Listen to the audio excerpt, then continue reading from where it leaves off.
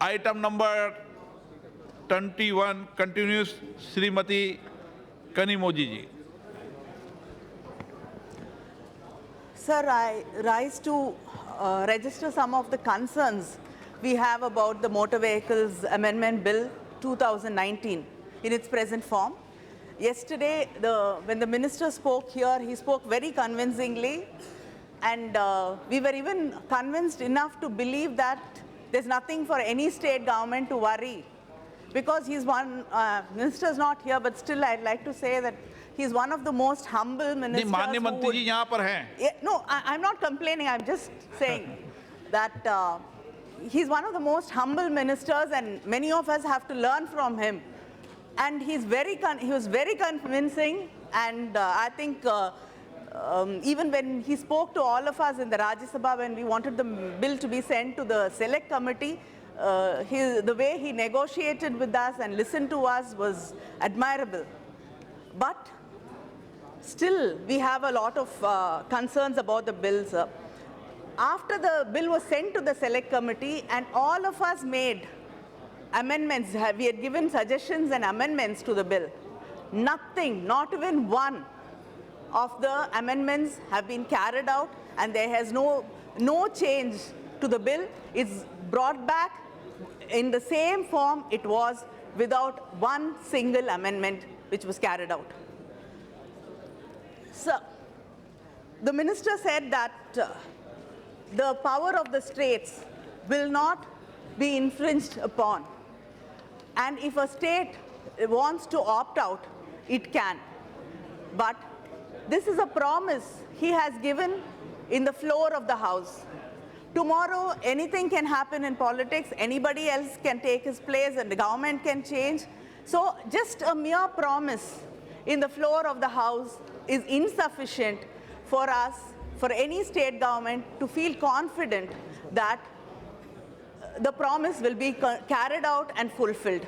When you go back and read the bill, we can actually identify many places where the central government is taking over the rights of the state governments. So the central government already has under its control 3 modes of transports: the airways, seaways, and railways. Now it wants to completely take over the road transport also. So before going into the state rights, I'd also like to talk about another concern. The bill provides that the central government will set the design, construction, and maintenance standards, and it will also impose a penalty for non-compliance of the safety standards with a fine of up to 1 lakh rupees. It may be noted that in 2017-18, the NAHAI awarded 24 highway construction projects worth 20,000 crores, covering the length of 1,280 kilometers, which average comes to around 15,000 crores per kilometer.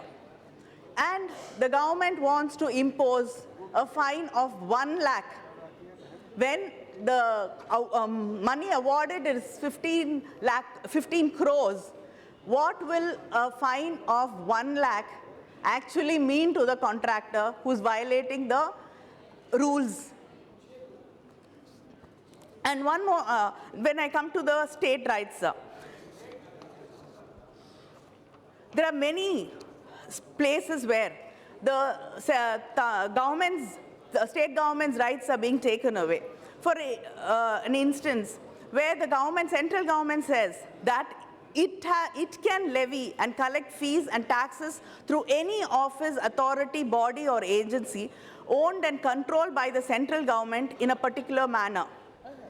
That will not be, is this not encroaching on the state government's rights? And they also say that the dealers will be collecting. Sir, you were not there, I was complimenting you.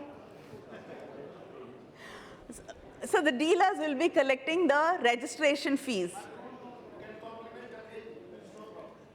I'm sure it would have gone to his ears. Account is on online. Yes, sir. Directly it is deposited in the account of the state government, whatever the But amount through the decided by the dealers. authority. But through the dealer. Not dealer. The registration fees. Directly whatever the consumer is going to pay, that will go directly in the account of the state government. Whatever the tax which is decided by the competent authority, on the basis of that, that is deposited. There is no right for dealer anything for any discretion.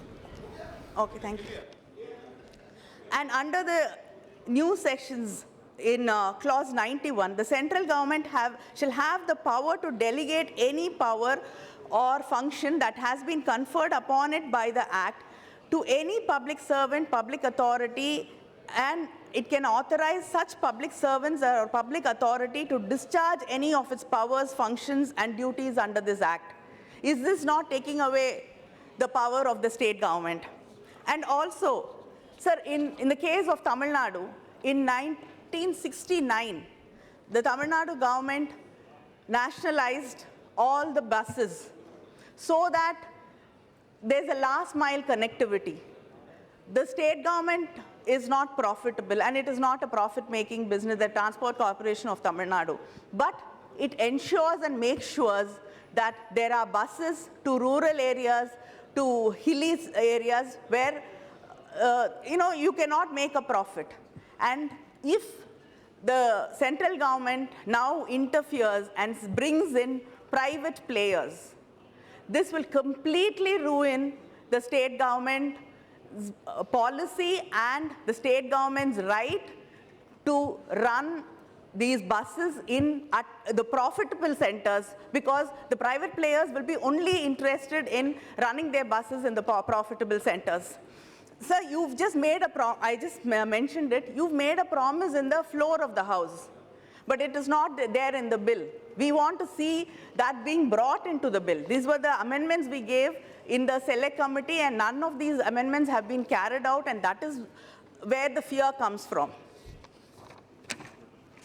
Sir, and the in the existing powers, the state governments can enter into an interstate agreement with the neighboring states. But now, the central government will be taking over this. Is this not interfering with the state government's authority? Sir, in his speech, the minister hailed the Tamil Nadu government for reducing the road accidents, and he even admitted he was large-hearted enough to say that even his department has failed, but the Tamil Nadu government has been able to reduce the number of accidents, and I think it cannot go to one particular government. It's been a long process over the years which has brought it to this level. So when already a state is running the department so well, why does the central government have to intervene and ruin what is already there and what we are already doing efficiently? Sir, and the Sundar Committee, it has said that road safety is very important, and we need a scientific study of road infrastructure which includes effective road engineering solutions at the design stage and rectification of accident hotspots. So, nearly 789 black spots based on fatalities have been identified. I'd like to know how many of these have been rectified, and with only 315 crore for road safety allocated in the budget, how will this be possible? And the minister has said that dealers would be, actually they will be the ones who will physically, don't have to physically inspect the vehicles, and they will be giving out the certificates. And he also went on to explain that because of the state in which the RTO offices are and they are centers of corruption, the whole authority and the power have been shifted to the dealers. This is like throwing the baby away with the bathwater. Just because there are some officers and some offices which are corrupt, can we undermine the entire bureaucracy? Can we undermine the entire cadre, saying that it is entirely corrupt and we will take away the powers from them entirely and give it to private players? Is this the solution we should be looking at. And the minister also said that if you know to drive, it is enough. You don't need education qualifications to become a driver. I think at this day and age, this will not be a right way of looking at it, because we are looking at 100% literacy, trying to promote 100% literacy in this country. This saying you do not need any education qualification to become a driver will actually encourage many people to think that, okay, I don't have to go to school, I don't have to send my children to school. They can still find a driver's job somewhere. And education is important, sir, even if you want to become a driver. Because today we know the vehicles are more computerized. You need basic literacy and education to be able to operate these vehicles and to read the signs and to communicate with people. So I think the minister should reconsider that and take away the section which says education is not important, sir. And the minister made a lot of promises. Yes, we all accept and happy to accept that he's one of the ministers who runs his department very effectively and efficiently.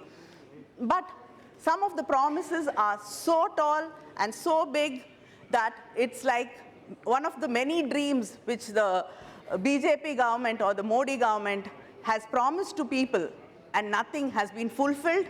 I just like to finish with one quote by Tamarin Bennett in her poem, Dream Merchants. The poem is not a line, but a net, woven with strands, written in sand, carried away by the wind, a moment spun, and then sent to sea. I hope the promises made by the minister will not be sent to sea, and they will be fulfilled. Thank you.